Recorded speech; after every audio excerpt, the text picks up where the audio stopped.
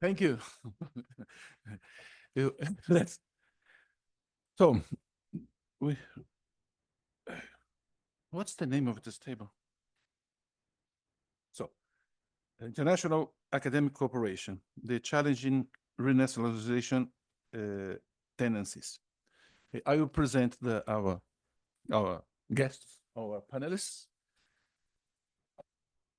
whom I already say thank you for being here. And then they will take the floor in the other order. So we have Professor Raul Machado. I will read his mini bio. He's FAPESP International Advisor and a full professor at the University of São Paulo, where he develops research on animal science. Raul has had several important positions at the University of São Paulo, including technical advisor of the Office of the Pro-Rector of Research, Vice Director of the School of Agriculture, Luiz de Queiroz, Exalc USP. By the way, the most prestigious School of Agriculture in Brazil is one of the most prestigious in the world. An advisor to the Pro-Rector of Research and the Pro-Rector of Postgraduation, and Vice President of International Relations. I would add that in this capacity as Vice President of International Relations, Raul was instrumental for the very creation of Mecila. When back in the first moments, Raul was an enthusiastic supporter of Mecila and was, I would say, responsible for the enthusiasm of the higher administration at USP to support and be part of the consortium. So we are very grateful, and now in his new capacity as advisor, scientific advisor at FAPESP, he has renewed his collaboration and his friendship with us at Mecila. Then we have Brenda Focas. She has a PhD in social sciences from the University of Buenos Aires. She is a resident researcher at the National Council of Scientific and Technical Research, CONICET, in Argentina. And she also teaches at UNSAM and at University of Buenos Aires. Brenda's research is focused on the study of audiences and media consumption. So thank you again, Brenda, for being there. And last but not least, Barbara Potthast is a professor at University of Cologne and head of the Iberian and Latin American Department of the Institute of History. She runs the Latin American Competence Network and is a spokesperson of the Global South Studies Center in Cologne. Since 2017, Barbara is a member of Mecila PI and so. So the new fellows perhaps don't know Barbara, but she's one of the most important columns of Mecila.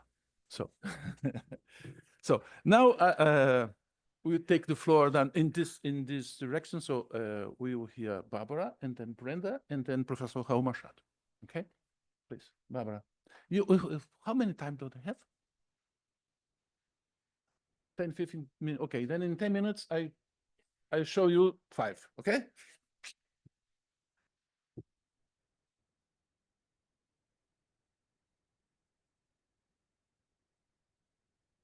Okay, thank you very much for this kind introduction,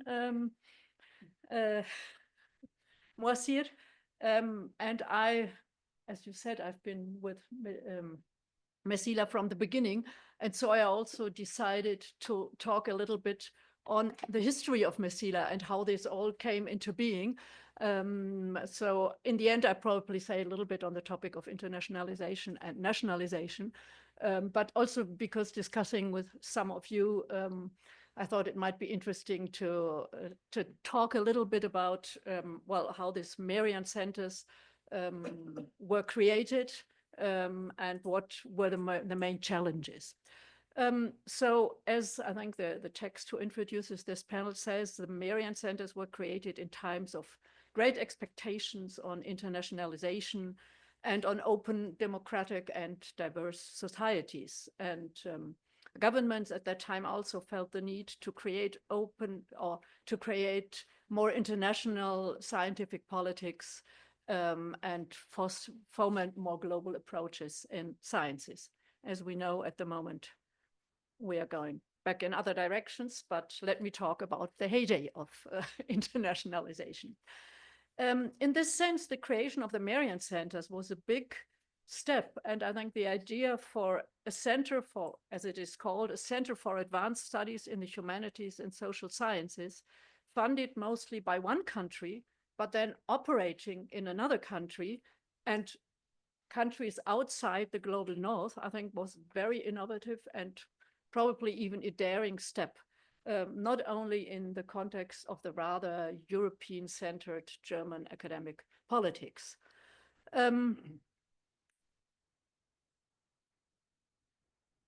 Well, let me skip this.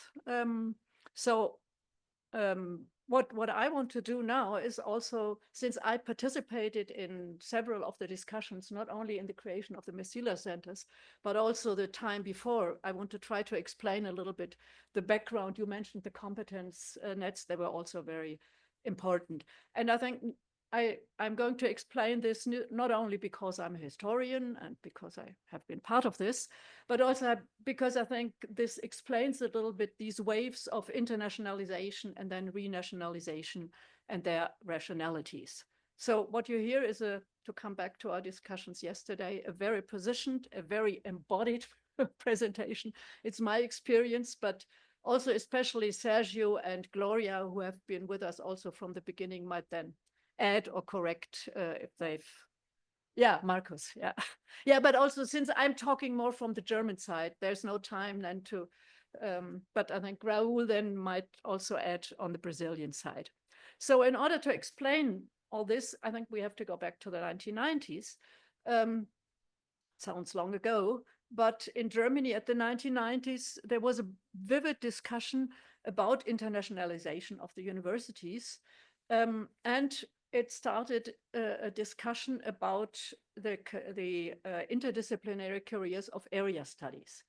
Estudios regionales in Spanish, but you don't really have this kind of studies. They became very popular in the 1990s in Germany, in the universities. And on the other hand, they were very much criticized by traditional scholars. And then in this situation, an institution called Wissenschaftsrat, so it's a council of science, and it really is a council that meets on certain topics in order to counsel either the government or some universities. So this Wissenschaftsrat, this academic council, set up a group that was supposed to discuss the role of these new area studies in Germany. And these area studies were informed on the one hand by this US-American area studies, and they said, well, these area studies are complicated because they are created within the Cold War. They're very much sort of in political studies line. But on the other hand, in Germany, you had another tradition of more culturally informed sort of traditional non-European cultures called kleine Fächer in Germany, small careers, because usually you had only one professor on like Chinese studies or Byzantine studies or something like this. And you only had this in the bigger universities. And Cologne, for example, was one of those. And so in Germany, we were in between these, but these kleine Fächer had another problem. Like in Chinese studies, you would be able, after you have course this, to read a document from Han Dynasty, but you wouldn't be able to explain what was happening in Chinese politics nowadays. Same thing was with Islamic studies. And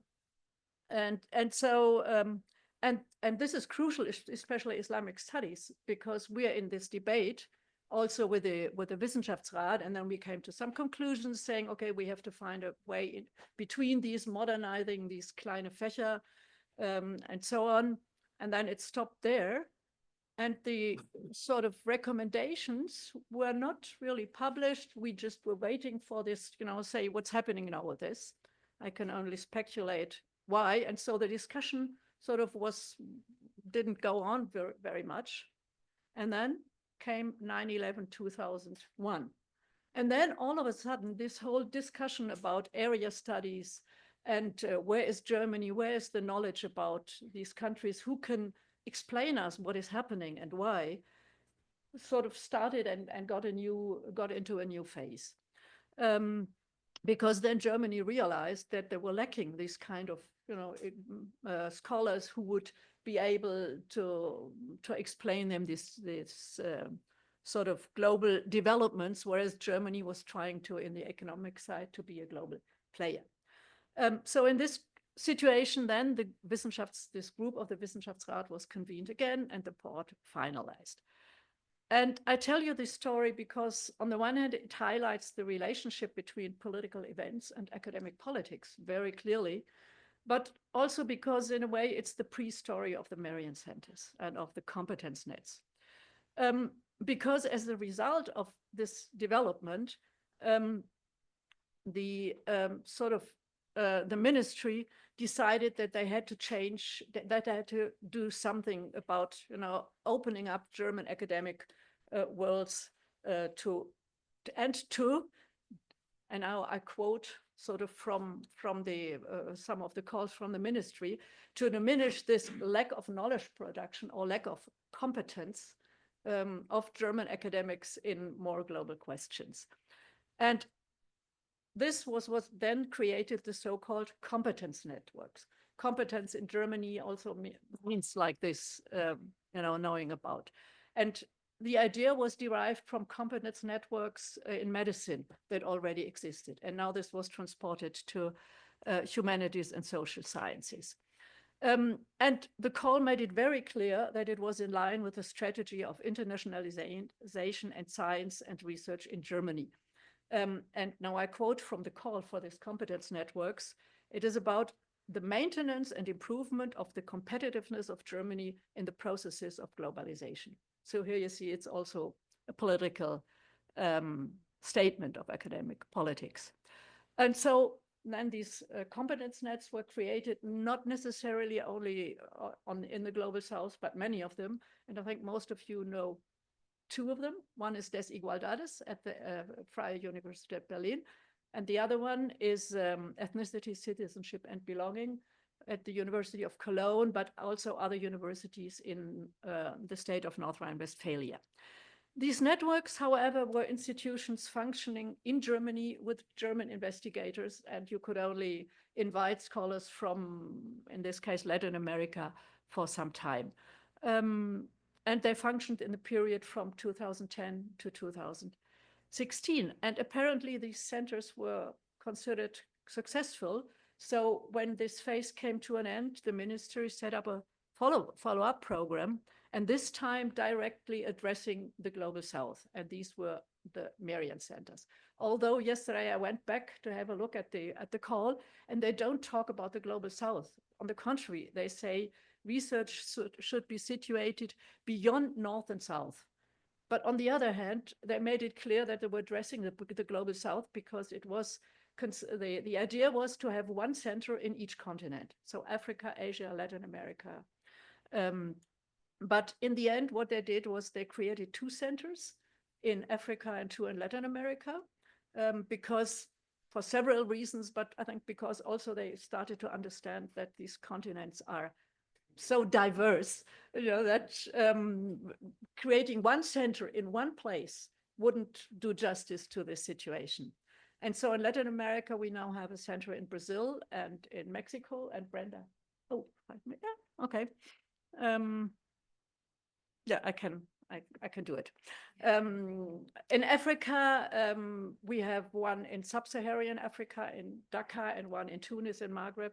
And unfortunately, Laila couldn't be with us. In Asia, just briefly, we have one in India. There was supposed to be a center in China, but it never materialized for political reasons. And also let me stress something about the research you all know, but the idea of the Merian Centers also was not only to foment international research, but also to build longer lasting infrastructures and institutional collaboration between the countries involved. And this will be the challenge in the next Mecila phase. And I think Brenda also will say a few words out of this. So another challenge, but I can't go into this, was that we were trying, and also Carlos did the same thing, trying to convince the ministry that you couldn't just make a bilateral thing like Brazil, Germany, or Mexico, Germany, but this is in a global world, couldn't function. So we found a way to include Argentina and Mexico, as Carlos found a way to include other Latin American countries. But this also was one of the big challenges. So this is the theory about it. I stop with this and we can discuss it. But let me just, in the end, come back to the national and also to the theory and the practice, because what we found out, the practice is much more complicated when we started the project. And for example, what we realized then, and I'm not complaining, I'm just putting the thing on the table, is if you administer such an international project, you have to deal with different and diverse administrative cultures and legal requirements, and sometimes they don't fit together. And also you have to you are dealing with administrative personnel in Germany as well as in these countries, and these personnels usually are trained in the administrative rules of their country.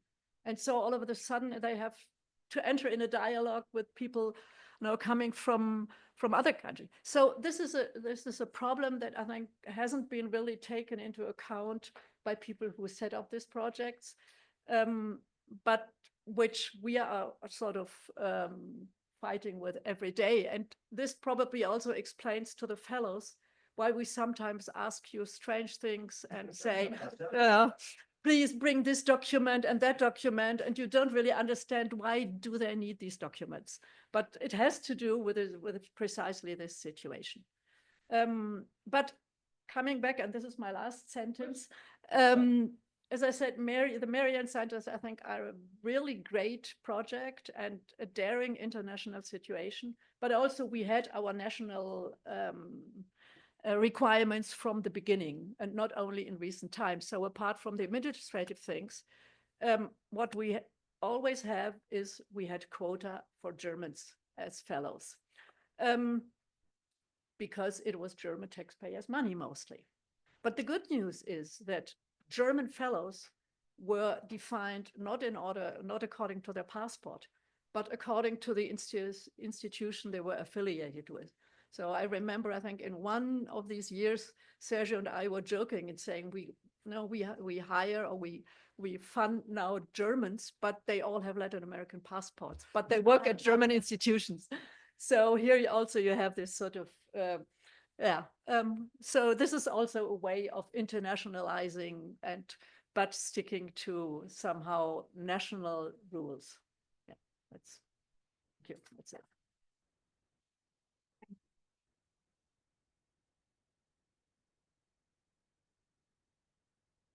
Thank you, Barbara, for this so insightful and clever. Oops, I was trying to, how do I? Okay. Yes. History of our relations. So you spoke as a historian. So now we give the floor to Brenda. Okay, I'll try to do this correctly. No? No. Hola. Bueno, good morning, everyone, and thank you, Sergio and Thomas, for the invitation. I would like to add some information about me. No,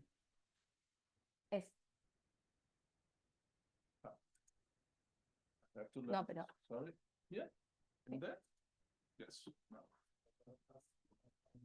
Ahí me costadito para poner grande. Sorry?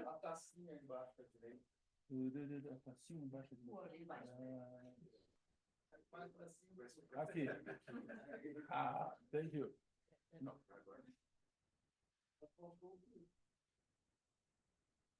Okay, thanks.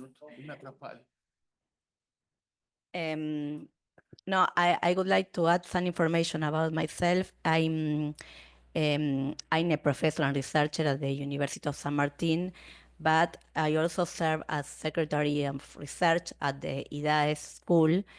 And additionally, I'm a member of the Academic Committee of CALAS, and for this, I am in this panel, I think. My presentation today will have two main objectives.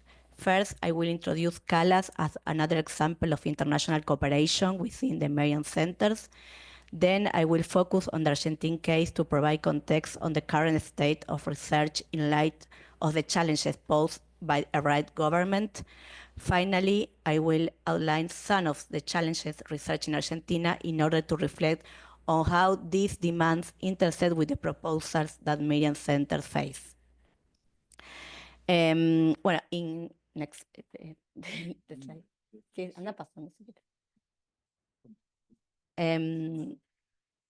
Direcional direito? Mas não está indo. Okay. Para voltar. Allá. ¿Eso? Las flechitas. Okay. Okay. Sí. Okay, in case anyone doesn't know, the Merian Center for Advanced Latin American Studies, CALAS, is one of the 5 Merian Centers created by the Federal Ministry of Education and Research in 2017, as Barbara just explained. The first development phase was between 2019 and 2024. Currently, it is the second phase that will take place between 2025 and 2029, and it's called Phase of Transition. CALA's main objective is to promote research in history, humanities, and social science among young international scholars, focusing on ways to address crises from a Latin American perspective. The main instruments to achieve this goal include funding academic mobility for research stays and organizing publications and scientific events for scholarship exchange, similar to Mecila, I think. The next slide shows some of the universities integrate into the program of CALAS. Now I would like to share, next please, with you some of the characteristics about my university. UNSAM is a public university located in the district of San Martin in the province of Buenos Aires, Argentina. It has a unique identity built in collaboration with local organizations and neighborhoods, understanding the territory as a network of social relationships shaped by emotions, identities, politics, and affections. UNSAM is recognized for its understanding achievement in education, research, cultural development, and its contribution to social change in the region. Well, in the slide, you can see another details about the university. Next, please. Now, just to show some of the activities that we do with CALAS between 2017 and 2023, as you can see, include academic and non-academic characters and different activities. Next, please. Next. Yes. This is a laboratory of identity that we made in 2024 with activities in Guadalajara, Costa Rica, Argentina, Ecuador, and Germany. Next, please.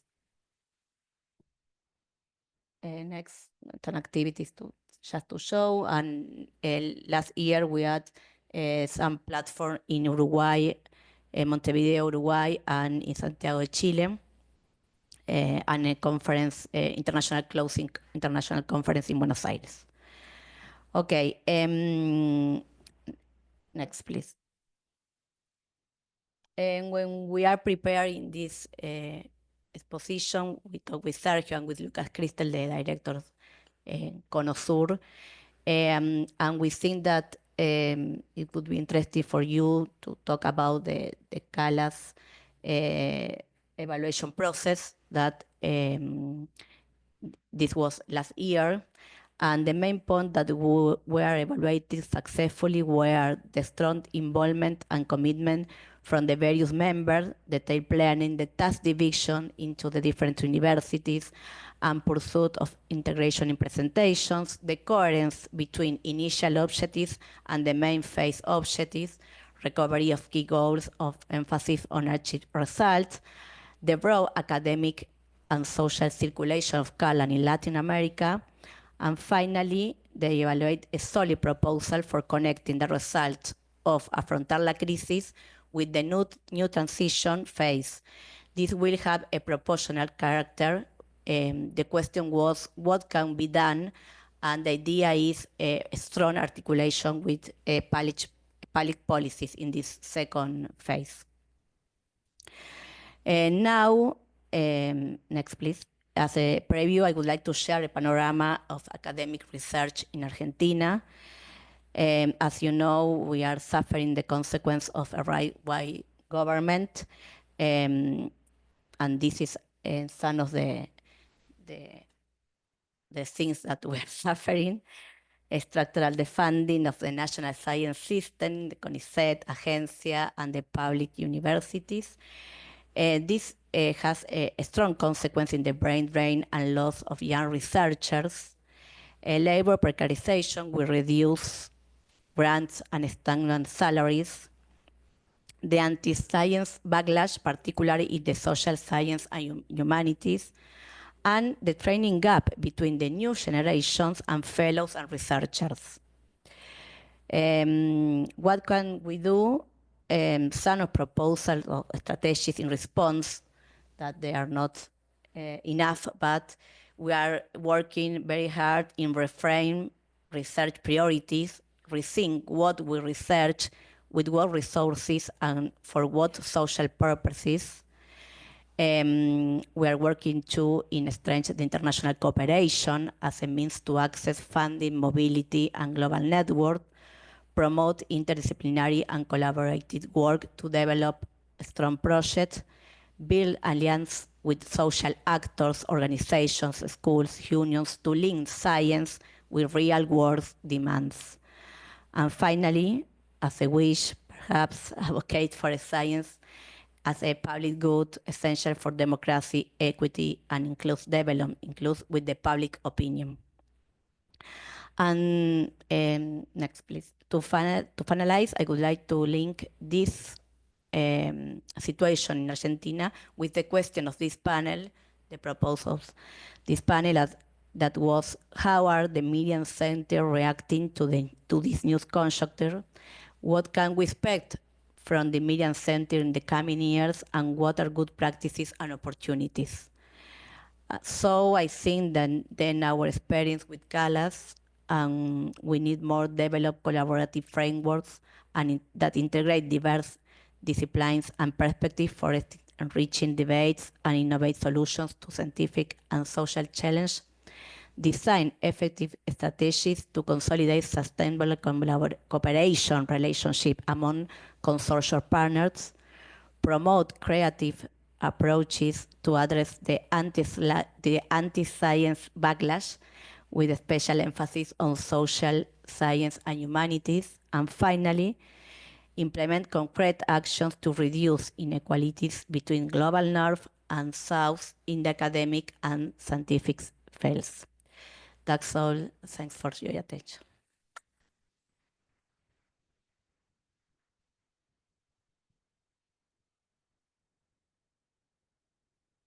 Thank you, Brenda. Sorry for all this. And sorry also for not mentioning CALAS as I was introducing you. It was not in my media, sorry. But yes, for sure. And it was important also because you were able to combine the specific conjuncture in Argentina with the global conjuncture. It's very important for us. Yes, thank you. Yeah. And now we give the floor to Professor. Okay, I'll do this. Do your best. I don't know if I have my best. Good. Agora a tacinha, né, Sérgio? A tacinha. Isso é a tacinha. Okay, excellent. So, Thank you. So Please, so. Thank you. Thank you very much. And it is a great pleasure to be here in such a special environment, Cebrap, and a special event, the kickoff of Mecila, that was my pleasure, my duty to support in the beginning, helping was because I normally help and do this to the ones that deserve. Okay, thank you very much to be here. Okay, internationalization. I think internationalization is a key part of development. Internationalization means create possibilities to interact different cultures, different academic environments. So I start saying that the support from FAPESP, just a little words about FAPESP. FAPESP is a foundation, is a state foundation, is a state foundation established in 1962. And it is, the budget is 1% of VAT of the state of São Paulo. It is being very stable. That's the big difference between the agencies that came after FAPESP in other parts of the country, in other states. So I should say also that in the beginning of FAPESP, FAPESP wasn't supporting internationalization. FAPESP was much more related to what I call vertical knowledge, competence. After you get the knowledge, competence, vertical competence, and then we are able to interact horizontal. And when we start to do horizontally, we start need more and more international collaboration. Okay, so today we have, I hate this that I'm gonna project here because you know I don't understand very well, okay? Okay, so I'm gonna summarize this. We have a very important thing, couple important things. We contemplate international exposition, international experience from undergraduate research to postdoc. All the scholarships you can apply for some time overseas. This is very good, okay? So we do also have now the possibility to bring for some, for a period of time, a very important star from different universities to be among us. And we are also planning, of course, so we would like to match this initiative, being able to send our researchers there. Okay, let's see. Now, I'm not going to mention all this, okay, because, okay. So this is good. The second one is I like it because, yeah, no, you're back. Okay. The second one means we do have interaction between foundations. This is new. International Foundation, DFG, or CONICET, or the Mexican one, or NSF in the US. This is good, very good, because they can launch together calls for proposals and to support research bilaterally. This is very good. Okay, the second one over there is the classical. Okay, we do have agreements with universities and research institutes. Okay, and there I called attention for the spring program that we can bring some research for a short period of time because we understand that important research cannot stay far from his office for a long time. If he can stay for a couple of years, that he's not, he's retiring probably. Okay, okay. So, Okay, next, please. And this is something interesting. The one who was preparing this for me put a mix. Editais means calls, okay? Okay, just to blend it, blend the presentation. This is good. There, I have to be there, okay? If you allow.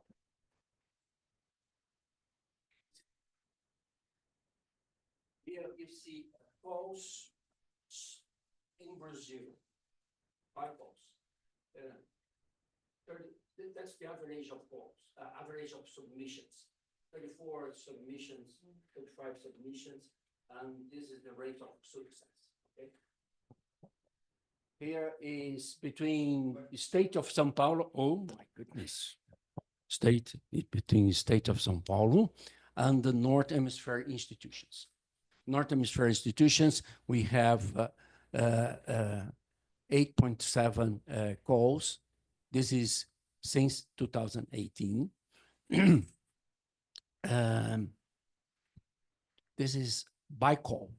It's not since 18. By call is every year we have one call. And here we have a very important, it's almost 50% of the rate of success. South Hemisphere. Our relationship with the South Hemisphere is much less efficient, 33.10, and 9 submissions recommended. Okay, multi is when we get together with Freie University or Köln University and apply for Alpha in Europe, the Alpha project over there. Okay, and here it is printed. That is very, very important.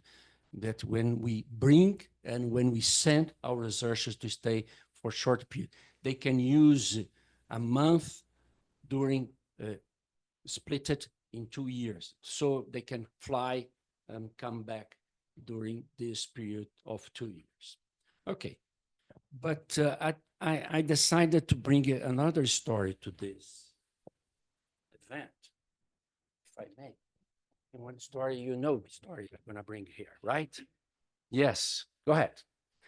It's a short story that I call Nothing Comes from Nothing, okay? This is, and I would start putting one very special person, Gregor Mendel, is the father of genetics, okay? The father of genetics that did not see the scope of his discoveries. He was rediscovered by 3 other researchers, one from Netherlands, called Weiss, another from Austria, Charmak, another from Germany, Karl Kohens. These 3 special scientists rediscovered Mendel's theory. And this is Karl Kohens. Okay, another person comes to this story. It's one young fellow student from, I think he was a graduate at Breslau. And then he went to University of Berlin, the old name for Humboldt University, right? Yes, okay. This is Frederick Gustav Brigger. Frederick Gustav Brigger went to US in 1924. 1924, he went to US, Harvard University. And he stayed there for 4 years and then came back to the Kaiser Wilhelm Institute. Am I right? Okay. The Kaiser Wilhelm Institute? No, back. Okay. Yeah, not yet. Not yet. Not yet. Yeah, good. It's horrible, people. But, okay. Brigger came back and joined Karl Kohens. Karl Kohens was the big star, was a very important geneticist and botanic. And in 1933, the environment in Europe, it wasn't very friendly. He moved to London University. There in London University, he received one person that was looking for one emissary from the Brazilian embassy, an emissary from Oliveira was the ambassador, and on behalf of a professor from a university, a very young university in Brazil, University of São Paulo, from agriculture college in a very small city, Piracicaba, agriculture city, agriculture college in Piracicaba. Was looking for a cytologist and geneticist to establish the first share of this area in the University of São Paulo. And he accepted. Never been to Brazil before. And here is the contract he signed in 1936 in London. Go ahead, because you can see Regis de Oliveira signature in London with Professor Brigger. And Professor Brigger came to Brazil and was the main responsible for the development, establishment of this area in Brazil. It was not just important for plant genetic, it was also very important for human genetic. And because he was very much connected, because he was very much international, exposed to Harvard University in US, exposed to London environment and Germany, he was able to transfer all this knowledge from North Hemisphere to South Hemisphere. There's the importance of one person to establish the nucleation of one area. So this is the most perfect example of the value of internationalization. Thank you for the opportunity to be here.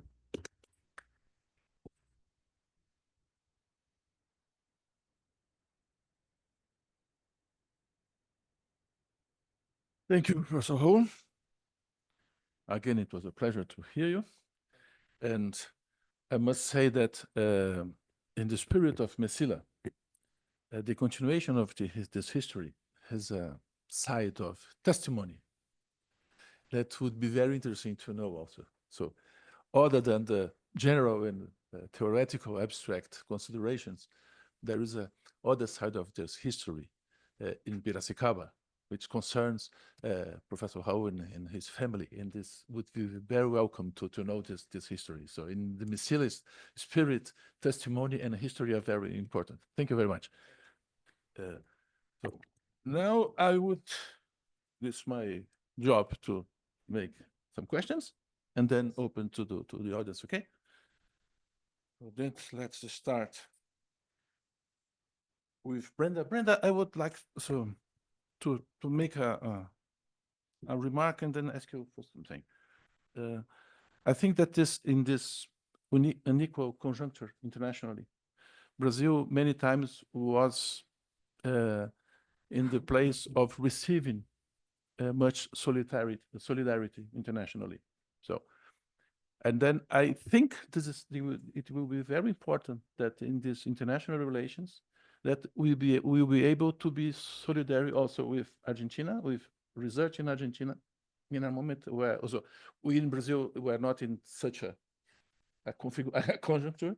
Then I think it's very important to stress that in this international collaboration, solidarity plays a role as well. And I would like to ask you something that was a point of our friend from Mecca, Rashid, in an annual meeting two years ago, about the unequal visibility of research and knowledge production, depending on your hemisphere and on your place of production.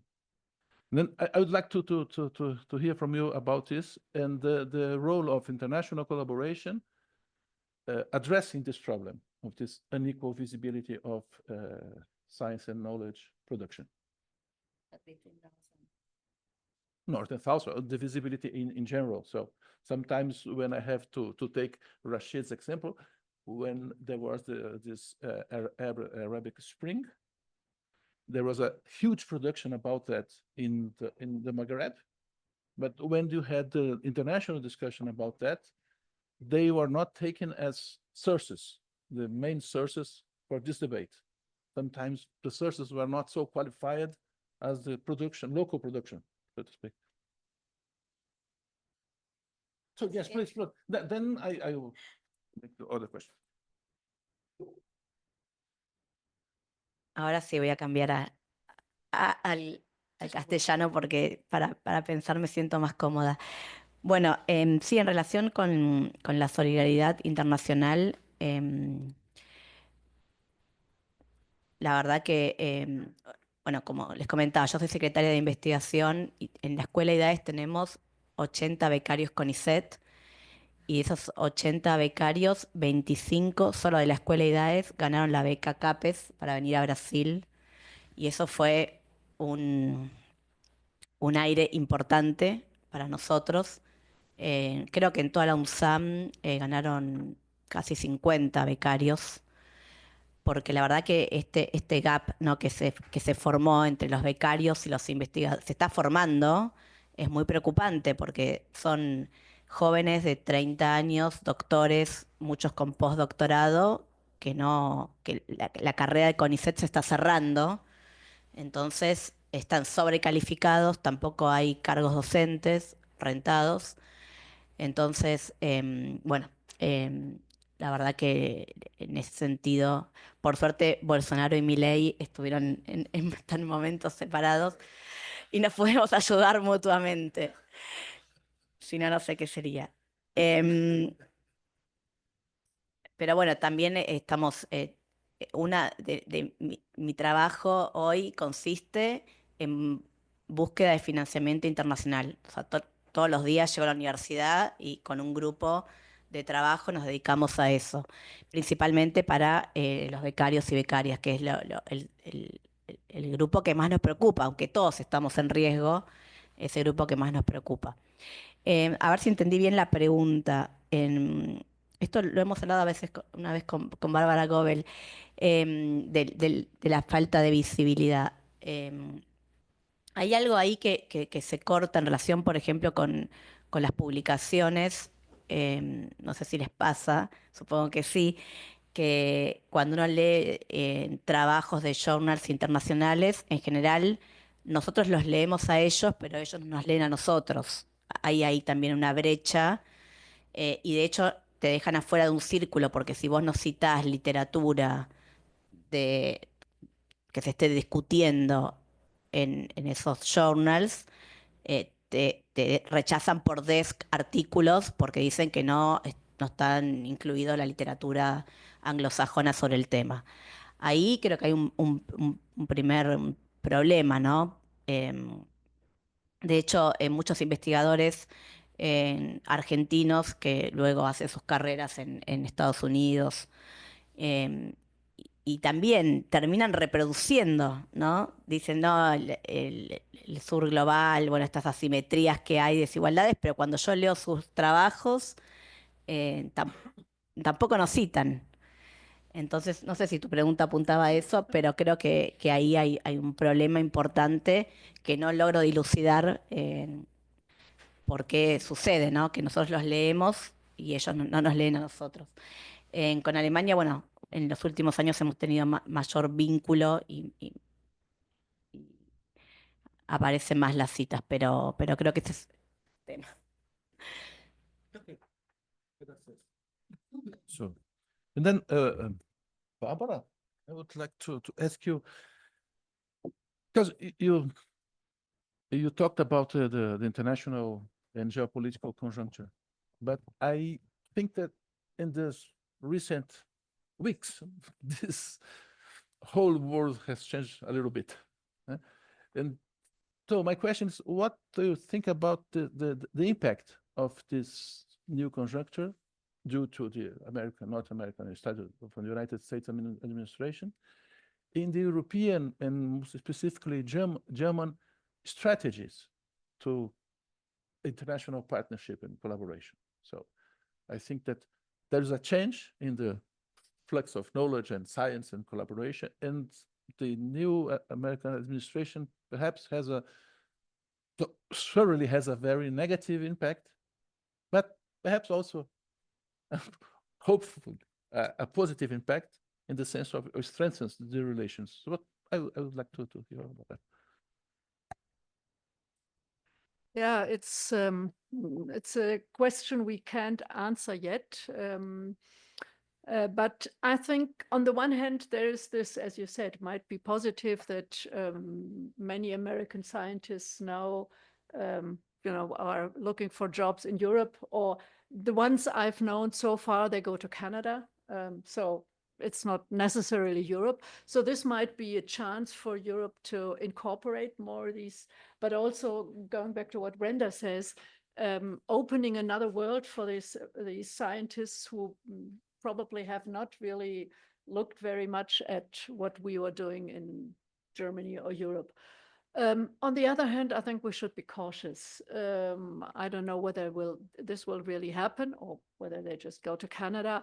But also, I think universities and research is so much interconnected that what's happening in the US and what Trump is doing also is affecting very much research in Europe, in Latin America, because many of these programs depend on this. And then if, the US money goes away, it will with difficulties, Europe will be able to step in.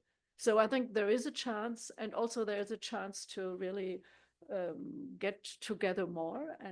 But also, I think hard times are coming also for research in Germany, and we also probably have to do like what you said, prioritize what is more important and so on. So this is what would be my answer. And my question is a very simple one, and perhaps the short answer is obvious, but with your experience, we can learn more. When you talked about FAPESP experience, I think this distinction between state and government is very important. So there's a public agency, but it's not a governmental agency. So, and sometimes even in Brazil, we don't see this difference so clear. So then, if you can comment on this topic a little bit, please. Yes, autonomy is something very special, and fortunately, does not mean that sometimes we face some attempt to change, but autonomy is something very special and desired, necessary. And because in order to play plurality, in order to play recognition of competence, we need autonomy. Otherwise, you're going to be attending one special group, one special government, one special leader. So this is quite important. I would like to add one thing that maybe I should say. May I? Yes? Yeah. One very special program is postdoc. Postdoc is very key because they are already well trained and they need environment to keep the career on. This is very key. And now we are opening for postdocs with international experience. And this is one thing that we can, like Barbara said, it's one very special word that's mean complementarity. Complementarity, sometimes when we have one postdoc from one very special group, he is able to bring some area to complement a competent group here in Brazil. And this is quite important. So I think we discussed with Mecila some of these opportunities to create this special movement, because our goal is to consolidate international environment at home. You understand that? At home. This is our goal. I used to be president of Alcani, and I spread this little phrase around the building international environment at home. That's why we implement the largest program of capacitating students in English in the beginning. Why? Not because they are going to move, they're going to experience one international stage or an international time out overseas. No, because we want them to be part of the academic opportunities at home. When we have someone visiting, Barbara visiting us, she doesn't want to speak Portuguese, but she does speak well, but she wants to speak English well. So this is all in the effort to establish an international environment at home. Thank you, Raul. Now we pick questions from you. How many time do you have?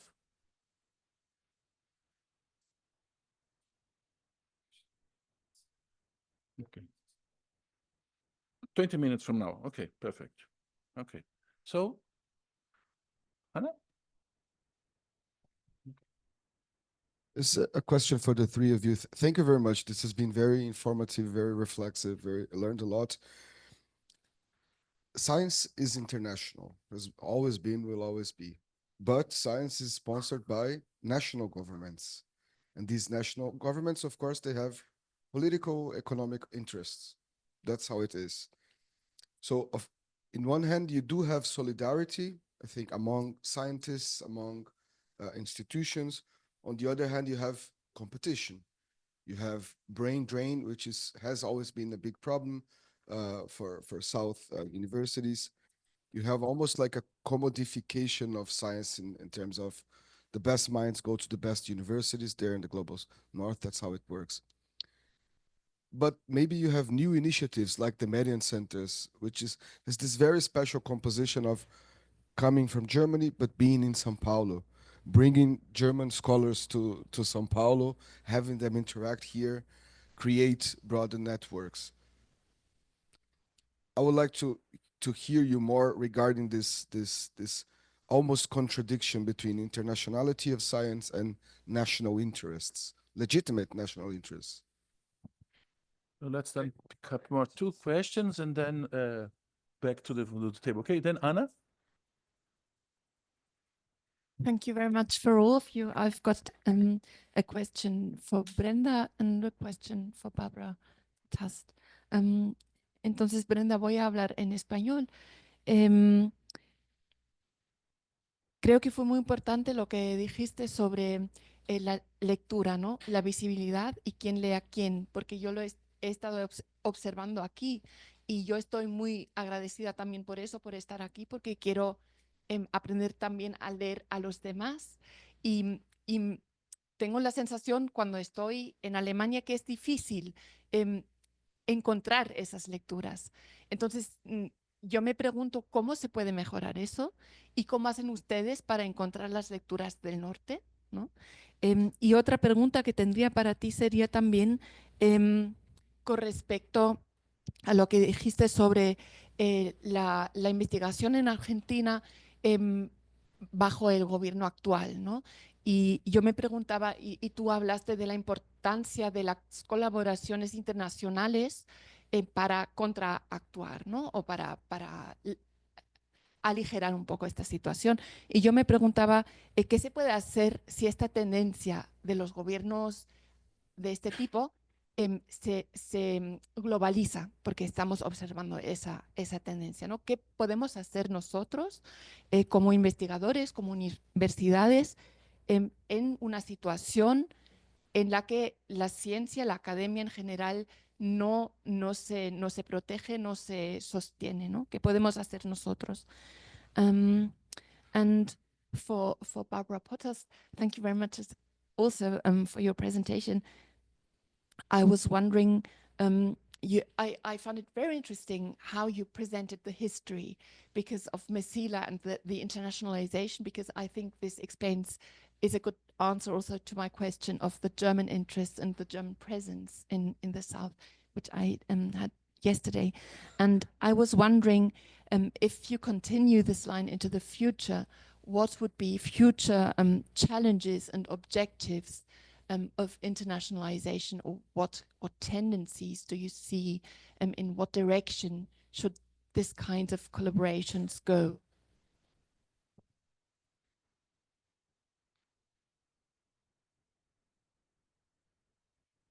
Thank you very much for presentations as well. And I would like to receive more insights from you three about the role of evaluation of this kind of, there are so many different types of international cooperation structures. Mecila is one, and this is very complex. I will say this is a kind of the too much actors.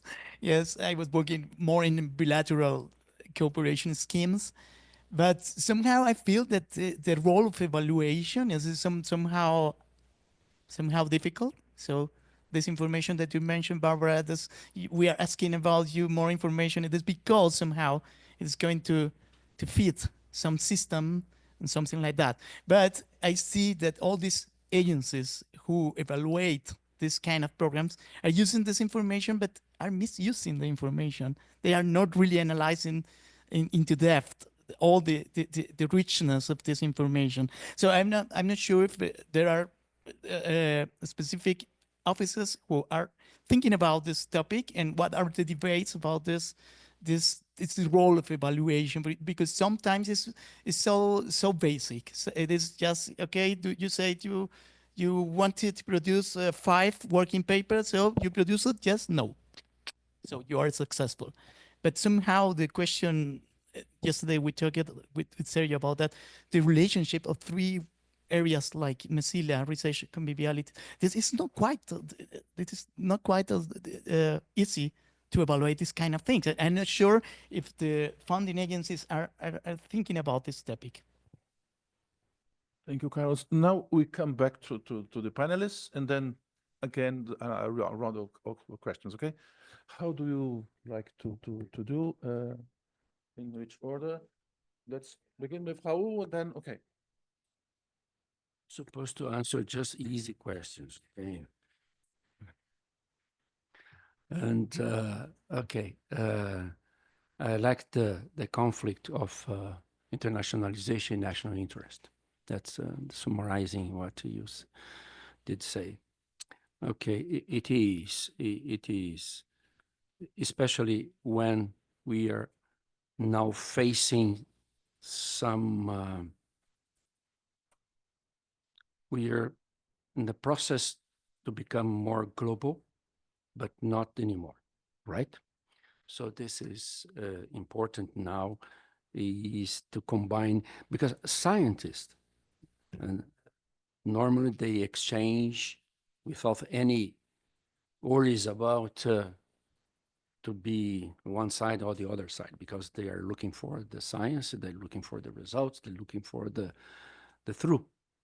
So it is something complicated. That's why most of the agents today, they implement bilateral support. Bilateral support means support from the FGD. That means they are also interested in the same subject, and FAPESP and the FGD. So this is one way to be win-win, okay? It's bad, no? It looks like a very business, no? Win-win, yeah, but horrible. But you understand what I'm trying to put, okay? This is one special way to, that's when we call Bilateral means not just the money comes from two different institutions, from two different countries. Means the two different countries, two different agents are committed. They are committed to support one specific subject. Okay. Evaluation at FAPESP, you said, right? Evaluation is not easy. It's not easy here or there, anywhere. Okay. We trying to do the best that we are trying to change. I'm gonna say, if Professor Zago is far away from here today, okay, I can say something. We are, it's recording, right? Too late. But we're trying to change the number by quality, okay? Good. But this is difficult to implement, not in the agents, with the collaborators. That is, okay? So, okay. Everybody understood? Okay, thank you.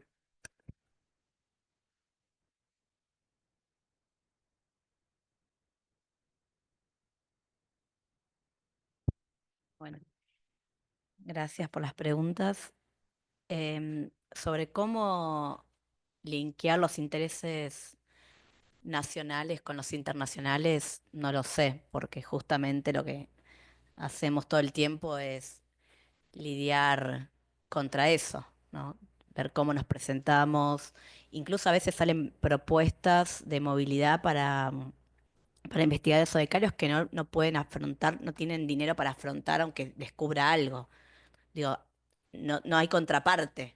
No, es que antes uno decía, bueno, tengo la movilidad, pero consigo algún soporte de la universidad. Así que eso estamos como atravesándolo. Y sobre la pregunta de cómo mejorar los motores, las búsquedas. Bueno, las búsquedas son fáciles, digo, los motores de búsqueda, cualquier Gstore, hasta Web Scholar, nos muestran. El problema es cómo hacer para que nos lean, que eso no sé cómo resolverlo. De hecho, me ha pasado de estar en otros lados, en otras universidades, y gente que había leído literatura latinoamericana, pero no lo citan en los trabajos. O sea, conocían mis trabajos o de otros colegas, pero a la hora de citar preferían citar autores anglosajones, que más o menos decían algo similar. Em, y la otra pregunta, que sí es un desafío, que es algo que a mí me quita un poco el sueño, ¿no? ¿Cómo podemos hacer frente a este discurso anticiencia? Y digo, me quita el sueño porque lo que me preocupa es cómo este discurso ha pregnado en la sociedad argentina. Bueno, Gloria o Alejandro pueden decirlo. A veces le tengo que explicar hasta a mi mamá lo que yo hago y por qué estoy en el CONICET. Entonces digo, si le tengo que explicar a mi mamá que lo que yo hago es importante para la sociedad, ¿qué puedo esperar del resto de la opinión pública? Entonces ahí hay un problema interno de los investigadores e investigadoras que en las reuniones, por ejemplo, cuando se plantea este tema, se rehúsan a decir por qué yo tengo que explicar que lo que hago es importante. Hay un grupo de investigadores que dicen, ¿por qué? ¿Por qué tengo que explicarle a la sociedad? Y nosotros decimos, es el momento de explicar que lo que hacemos es importante. Pueden ser campañas comunicacionales, redes. Tenemos un ejército de trolls, además que sistemáticamente nos atacan. Justo hablábamos ayer con Gloria el tema del CONICET, que incluso se bajaron, varios investigadores que trabajan temas de género fueron atacados y escrachados. Entonces yo creo que el desafío que tenemos es eso, linkear los intereses de la sociedad civil con las investigaciones que hacemos y también una campaña comunicacional real que involucre, que interpele, que muestre por qué el CONICET es importante. Porque todo el CONICET está cuestionado hoy, desde ya que las ciencias sociales y humanidades mucho más, pero todo el CONICET está puesto en cuestión. ¿Por qué con nuestros impuestos tenemos que solventar esta investigación? Que lo hagan las universidades, que lo hagan privados. Y a mí realmente lo que bueno, con tema de investigaciones, de cómo estos discursos pregnan en batallas culturales. Justo está Alejandro, así que aprovecho para tomar varias de sus investigaciones, batallas culturales que creíamos ganadas, ¿no? Como en temas de género, temas de ciencia, bueno, varios. Así que el panorama no es muy alentador, pero gracias por la pregunta. Yeah, thank you. I think I don't have to answer to the international and national interest, because I think Raúl's answer is good enough. I cannot or don't have to add anything to that. Then Hannah goes a little bit in the line, the future challenges of internationalization. As a historian, the historians always say prognostics are difficult and dangerous, but I'll try. And I think your question also goes to to the topic that we addressed, sort of, or is like the white elephant in the room. There's the current right-wing tendencies in politics that also affect our research. And I think here we have two problems. The one is this nationalistic turn against internationalization. And this is like what I would say with a project like Mecila. It will come, if not under attack, under surveillance from several groups. And for example, Barbara Goebel, our colleague from the Iberian Institute, told me that since they are a government institute in Berlin, they are already sort of, how do you say, molestar? Harassed, yeah, by sort of questions. Yeah, I have a mixture of languages, terrible. By sort of these questions from the AfD, from the right-wing party, like, what do you do with this? What do you do with this? So nothing is happening, but they make your life difficult, and you have to answer these things. And I think this will go on with all these kind of international programs that they don't like. But I think there is another problem, and that's the general lack of prestige or questioning of science in a broader public. And I think this started with the pandemics and with this movement against vaccination, but it has led to something that, people go to the internet and look up something and they believe what they read there. And if then a scientist comes and say, our findings don't agree with it, then they believe more what they read in somewhere in the internet or even in Wikipedia. And so I think this also is a problem that we will have to deal with more in the future. Carlos, evaluations. I think, and also I come back what Raúl says, we have especially in humanities and to a lesser degree in social sciences, we have a big problem with these kind of evaluations, because we have these evaluations all the time, also in universities, and they come with this science paradigms. So it's usually quantity, how many articles, rankings, and in humanities we can't do this. As you said, how do you measure quality? By citations, and Brenda also read, well, this also is a difficult way. And also if you work I've experienced this with this project of the Global South I was leading, and then we are preparing for another evaluation, and then the rector of our university said, well, name me the 10 most important journals for your field. And here you have people working on Africa, interdisciplinary, and working on Africa, Asia, and Latin America. How can I name the 10 most important journals? It's impossible. And so this is the kind of struggles we have to come up with. And I think it's challenging also for humanities. But on the other hand, we have to deal with it. We need evaluations of some kind. And I think the only way is what we are doing most of the time, and the DFG is doing, but also the BMBF, the ministry, is a peer review. I think that's the only solution. It also has its problems, but for me, that's the only way we can do it in a good way. Yeah. And just one word, what preoccupies me most, that now some of these agencies are given, are called to evaluate like a faculty or a university, and these are the firms who are used to evaluate like a firm or something. How do you call these kind of whatever, these American, I forgot the names of this, but I think this is a dangerous process, but yeah, these kind of things. So but I think we have to address this, and at least in, I think, some universities and in some funding institutions, people know about this problem and are looking for ways to find a way how to do this in humanities and social sciences. May I add something? Please.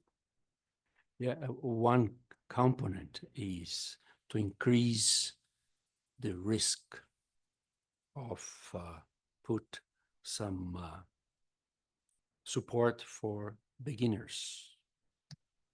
This is very important, because the ones that are starting, they don't have big history. And so this is one thing that we want as FAPESP, to increase the risk. Of course, sometimes nothing gonna comes from it, but the risk to put support in some ones that are just beginning, it is quite important, quite important. So now we have the time for one last round. We have Sergio and Gloria, perhaps one more, and then we come back. Okay, please. And then we come back to the panel and to answers and final remarks. Okay. Please. Okay. Yeah. Thank you so much for our panelists. Really very insightful also for our work in Mecila. I'd like to make a very brief comment and then a question for you, Raul, because the comment is necessary for the question. The comment on something that Barbara highlighted, which is this sort of interrelation between science in different countries. So the fact that now scientists are facing difficulties in US is not necessarily good for us, because you are competitors, because this is quite clear in case of, let's say, production chains, and meaning that if Trump promotes some taxations of certain products, it's of course also bad for American industry, because they are also interconnected with components that are produced in other parts of the world. But to have the same situation, especially for sciences, perhaps not that so important for humanities and social science, but for sciences, I imagine. So you have some pillars of science which are quite interconnected internationally. And if this pillar is no longer there, it's also bad for, let's say, geneticists also in São Paulo and everywhere. So just a comment on that. And this leads me to my question to you, Raul, because I think we had this very nice FAPESP week 2 weeks ago in Berlin. We had also the chance to discuss this there. The fact that especially now I'm spending some months in São Paulo, I knew this, but now it's confirmed for me. I think social sciences and humanities made São Paulo deserve more international visibility that they have. I think you agree on this, and I know that FAPESP is also concerned on this. Now, we have different models of internationalization. I would say what not for, let's say, saying bad things about our colleagues in economics and political science, but the most of them, which are visible, who are visible international, they decide to, let's say, copy methods and theories developed in the global north and published in English, say, we can do the same, therefore we are also competitive at this level. But I think we can do more.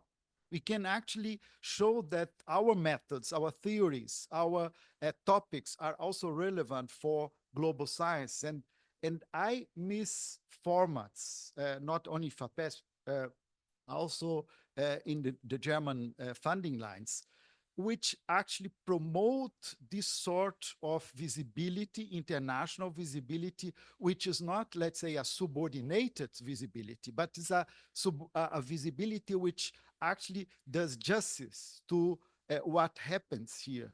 So I don't know if you have ideas of this. Otherwise, I think Mecila is very much glad to actually share with you our experiences on that.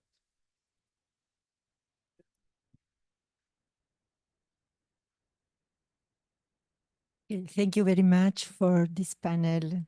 Quite interesting. I have a comment and maybe a question, but it's a comment for Raul. I think you point a crucial problem in relation with the autonomy of politics, government politics and state politics. And I think it's a crucial problem in Latin America, in our countries, our nations, because there is no difference between the long state politics and the short government politics, so public politics. So I think it's a problem that I don't see in Europe, for instance, or in the States. When I went to Europe a lot of years ago, I was very impressive because of the possibility of a continuing state politics in spite of the governments, in spite of the change of the government. So it's a comment. I don't know if you have an answer for that, but I think it is quite important. And for Barbara, can you tell us anything about German students' appreciation, sensibilities about international careers? Because there are a lot of international careers, international approach in the, I'm thinking in the undergrad studies. And what happened? What happens with that? They go, they like, they continue. What is the future of this type of careers? Thank you. Hola, buen día. La pregunta es para Brenda. Bueno, nada, me quedé muy interesada en el contexto que se está viviendo actualmente en Argentina, pero también vinculándolo un poco con este debate con relación a bueno, cómo este nuevo orden mundial, por decirlo de alguna forma, donde los nacionalismos están como reivindicando desde no solamente la política, la economía, sino también el orden cultural. Dejan de financiar los proyectos y los convenios que estaban con otros países que podemos llamarlo del sur global. Pero también como específicamente en torno de las ciencias sociales también y las humanidades, ¿no? En torno inclusive a proyectos de investigación enfocados a la diferencia, la diversidad, la triada, que es un poco también ocurrió en Argentina.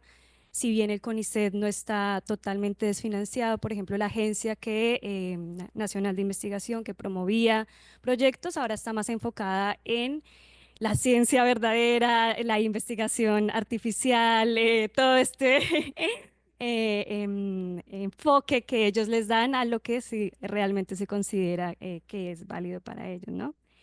Mi pregunta es con relación al posicionamiento de las universidades públicas nacionales, específicamente estas del conurbano, ¿no? Porque esos discursos también han permeado no solamente la sociedad común, la persona de a pie, sino también se han escuchado discursos dentro de las universidades, inclusive institucionales, pero también, que es lo más fuerte, dentro de los estudiantes y las estudiantes, ¿sí?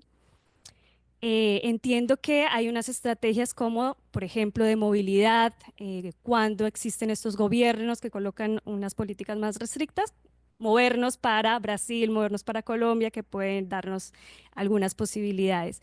Pero a nivel específico de institución, de las universidades, ¿cómo están analizando esto, no solamente en corto plazo, sino más allá de eso, más allá de ese gobierno actual?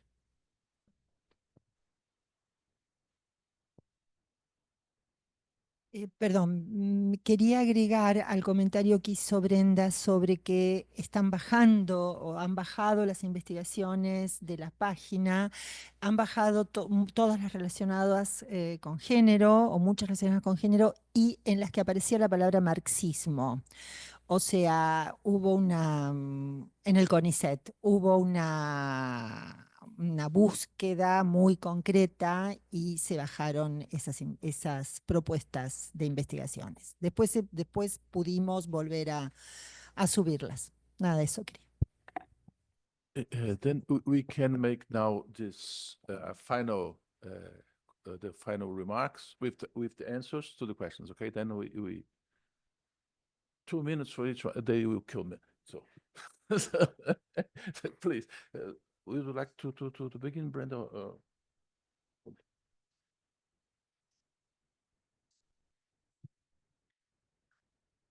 Bueno, gracias por la pregunta. En relación con agencia, una aclaración. Está desmantelado totalmente todo tipo de proyectos, no solo ciencias sociales. Los proyectos, bueno, PICT, que eran grandes proyectos de investigación, se dejaron de pagar las cuotas. De hecho, hay una investigación que muestra que esos fondos se reasignaron a otros gastos del gobierno, porque eran fondos que se recibían del BID, ni siquiera eran fondos eh, nacionales.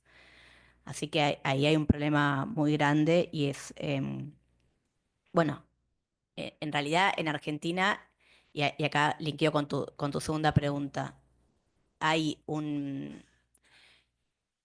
¿cómo decirlo? Un anclaje, o las universidades nacionales, o por lo menos la Universidad Nacional de San Martín, corregime Alejandro si digo mal, se creó un poco al amparo del CONICET, ¿no?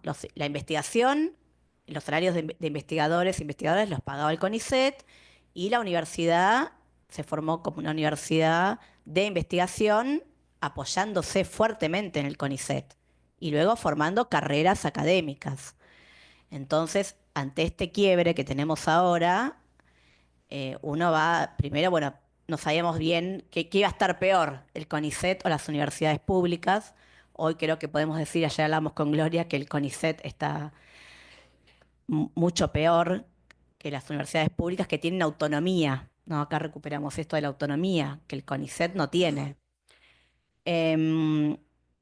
Y el posicionamiento, bueno, el rector de la Universidad de San Martín forma parte del CIN, que es un conglomerado de universidades, y han tenido distintos posicionamientos reclamando, ¿no?, la crisis. Bueno, yo iba a traer algunos números que muestran la caída del salario real. Los salarios docentes están bajísimos, el CONICET también están frisados, pero lo que está trabajando es en primero en estrategias, en tácticas en el corto plazo. Ahora, por ejemplo, la UNSAN lanzó una convocatoria para financiar proyectos por un año.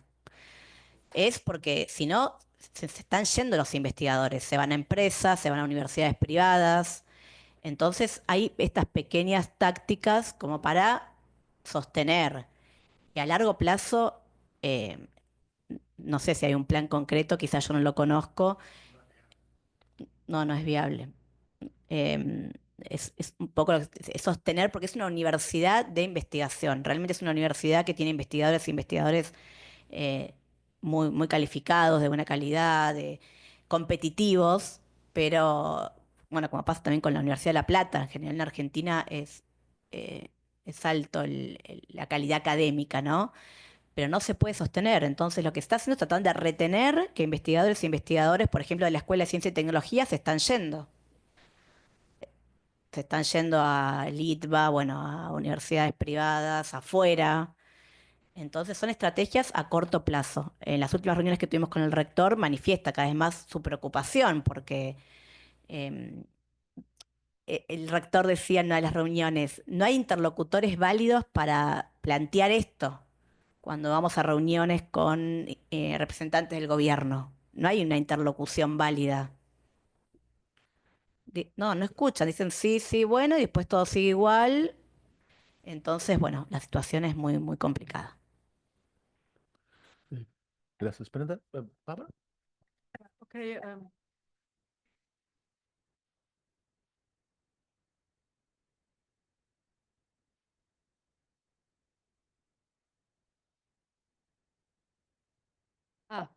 Yeah, and I just answer Gloria's question about this international perspective of students, especially the undergraduate students. And I think it is a point that these younger generation of undergraduate students don't have this international perspective anymore. They still have, but not to the degree they used to have. And I think this has a lot to do with the pandemics, because for 3 years, nobody could travel nowhere. And what I realized that many of these students interested in more global outlooks, they had been in a student exchange, or after high school, they went for a year with some kind of civil service. And all this didn't happen for 3 years. And this is sort of a lost generation for this internet, for going abroad, because you couldn't pick up. And then, of course, the internet also gives the illusion that you can bring everything home. But I think obviously students who take classes in Latin American history still have a different career. So it's still there, but not as much as it used to be before. And I think it will also be difficult to go back to the levels we had before. But also, as we have in Germany, a demographic problem. We have less students. But that's something else we don't, another topic. Thank you for the questions. And okay, start with you, Sergio. The exposition of the South establishment of science to the North is one big effort. We have this FAPESP Week. Just FAPESP Week is the number of the edition is 24th edition. It's not trivial in a country like Brazil to have one initiative established in 2011 is still on. And the best compliment for this event, for this promotion, was from the FEG. They said, I did not realize how important it is to be face to face. Okay, this is important. Okay, so one of the things that we are looking for is to establish arms of big institutes, in Brazil. CNRS, Pasteur, Max Planck, Fraunhofer, just German, for examples, okay? This is important. But still, we do have one big difference that I kept saying. I was talking to Moacyr the other day, and I said, I'm gonna say there, density. Our density of people trained, of our density of the people with degrees and university background is still very limited in comparison to other countries. This is something that makes the difference. About the public politics, yes. You know what is the most efficient way to interfere is just to reduce the amount of money. This is the first, okay, when we compare one state agency, the state of São Paulo agency, to the other state, that is the biggest difference. Our budget never been touched. Never, ever, okay? It's not just because the government, it's because the academic system here is quite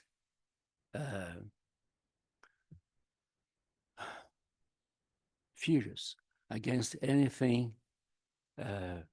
against the supporting agency, okay?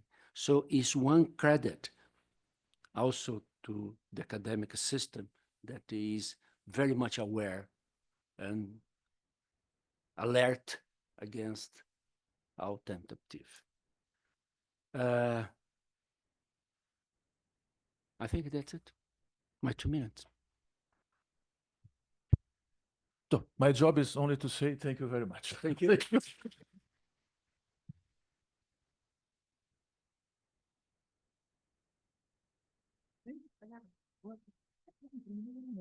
I have one complaint. I did not So receive it. we'll have coffee now, but we'll be back in 20 minutes, please.